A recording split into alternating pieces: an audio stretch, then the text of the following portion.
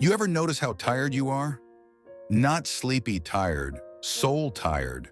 Like you've been running a race, but you can't remember signing up for it. That's because you didn't. Someone else entered your name, and you've been running their course ever since. The truth? You've been measuring success with someone else's ruler. I want to tell you about a man named Daniel. You don't know him, but you'll recognize him. Because Daniel is living the life you might be living right now, and it's killing him softly. Daniel grew up in a small town where everyone knew everyone. His father was a lawyer, respected, feared even. And from the time Daniel could walk, there was a plan. You'll go to law school, son. You'll make something of yourself. But here's the thing, nobody asked Daniel, what do you want? Because Daniel loved music, not in a casual way, in a way that made his chest ache kind of way. He'd stay up late with headphones on, fingers tracing melodies on his desk. He dreamed of composing, of creating something that made people feel. But dreams don't pay bills, right? Dreams don't make your father proud. So Daniel buried it, deep. He went to law school. He passed the bar. He got the job at the firm his father recommended. And every single day, he died a little more. On the outside, success. On the inside, a slow, quiet burial. By the time Daniel turned 35, he had everything. The corner office, the salary, the respect. And he couldn't remember the last time he felt anything. One night, Daniel stayed late at the office. Again. He was preparing for a case he didn't care about, for a client he didn't believe in. And as he sat there staring at a stack of papers under the fluorescent lights, something inside him just cracked. He looked at his reflection in the dark window, and he didn't recognize the man staring back. That weekend, Daniel did something out of character. He drove 4 hours to the coast. No plan, no agenda, just away. He found himself at a quiet beach, early morning, barely anyone there. He sat on a weathered bench overlooking the water, watching the waves crash and retreat, and for the first time in years, he let himself ask the question he'd been avoiding. Is this it? Is this all there is? That's when he heard it, a soft clatter. He looked up. An old woman, maybe 20 feet away, had dropped her bag. Papers and sketches were scattering in the wind. Daniel stood up, and without thinking, he ran over to help. They chased down papers together, laughing a little as the wind played games with them. When they finally gathered everything, the woman smiled at him. "Thank you," she said, a little breathless. "These would have ended up in the ocean." Daniel handed her the last sketch. "No problem." He was about to walk away when she looked at him. Really looked at him. "You're carrying something heavy," she said quietly. Daniel froze. "I'm sorry?" She gestured to the bench. "Sit with me for a moment, please." He didn't know why, but he did. She pulled out her notebook, the one he'd just helped save, and opened it. Inside were maps, hand-drawn, detailed, beautiful. But not normal maps. They were life maps, paths that twisted, turned, crossed out, redrawn. "I'm a cartographer," she said, "but not the kind you're thinking of." Daniel stared. "What do you mean?" She flipped through the pages. "These are people's lives, the ones who were brave enough to redraw them." She stopped on a page, a map that was half filled, lines that started strong, then faded into nothing. "This one," she said softly, "belongs to someone who spent 40 years walking a path his father chose. He never finished his own map, ran out of time." Daniel's throat tightened. The woman turned to a blank page and handed him the notebook. "This," she whispered, "is yours." Daniel stared at the empty page. "I don't understand." She leaned back.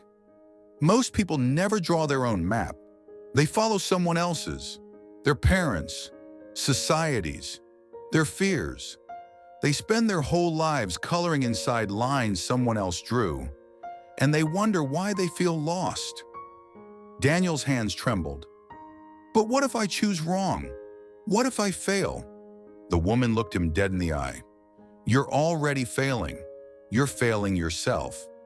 The question isn't whether you'll fail. The question is, whose map do you want to fail on? The one you borrowed or the one you had the courage to draw? Daniel sat there for a long time after she left, staring at that blank page. He didn't have answers. He didn't have a plan. But for the first time in 20 years, he had permission. Daniel didn't quit his job the next day. He didn't burn his life down. But he did something scarier. He started drawing his own map. It started small. He bought a keyboard, played for 20 minutes before bed, then an hour, then 2. He started saying no to cases that drained him. He stopped going to events just to be seen. He unfollowed people whose approval he was chasing. And slowly, something incredible happened. He started to feel alive again. Not happy every day, not perfect, but alive. Like he was finally living in his own skin. 8 months later, Daniel walked into his father's office. His heart was pounding. He'd rehearsed this moment 100 times. But when he opened his mouth, all that came out was, "Dad, I'm leaving the firm." His father didn't look up from his desk, just kept signing papers. Finally, he spoke. "To do what exactly?" Daniel swallowed. "Music. I'm going to teach music." His father's pen stopped. His father stood up, slowly, and the look on his face, Daniel had never seen it before. Disappointment? No. Something worse. Disgust. "Music," his father repeated. "You're throwing away everything I built for you for music?" Daniel's voice cracked. "It's what I love, Dad." "Love?" His father laughed bitterly. "Love doesn't pay your mortgage, Daniel. Love doesn't earn respect. I spent 30 years building a legacy for you, and you're going to flush it down the toilet because you want to play piano?" Daniel stood his ground. "It's my life." His father's jaw tightened. "Then live it without me. You walk out that door to chase this fantasy, and you're on your own. No safety net, no family support, nothing." Daniel felt his chest tighten. Every instinct screamed at him to apologize, to take it back, to stay. But he thought of that blank page, and he thought of the man in the window he didn't recognize. "I'm sorry you feel that way, Dad." And he walked out. His father didn't call, didn't text. For 2 years, silence. But Daniel kept walking his own path. He got a job teaching music at a community center, started composing again. His first students were kids who couldn't afford private lessons. And for the first time in his life, Daniel felt useful. Not successful in the way his father defined it, but meaningful. He started a small music program for underserved communities. Word spread. Local news picked it up. And one evening, 2 years after that conversation in his father's office, Daniel was teaching a class when he saw someone standing in the doorway. His father. Daniel's hands froze on the piano keys. His father didn't say anything, just stood there, watching. After class ended, Daniel walked over. "Dad." His father's voice was quieter than Daniel remembered. "I saw the article about your program. I didn't know you were doing this." Daniel nodded. "Yeah, it's small, but..." "It's not small," his father interrupted. "I watched you teach those kids. And I saw something I haven't seen in you since you were 10 years old. You were happy." Daniel's throat tightened. His father looked down. "I spent so many years trying to give you what I thought you needed. I never asked what you wanted. I'm sorry, son. I was wrong." They didn't hug. They didn't cry. But his father stayed for the next class, and the one after that. And slowly they started rebuilding. Not the relationship his father wanted, the one Daniel needed. So let me ask you something. Whose map are you following right now? Whose dreams are you funding with your one precious life?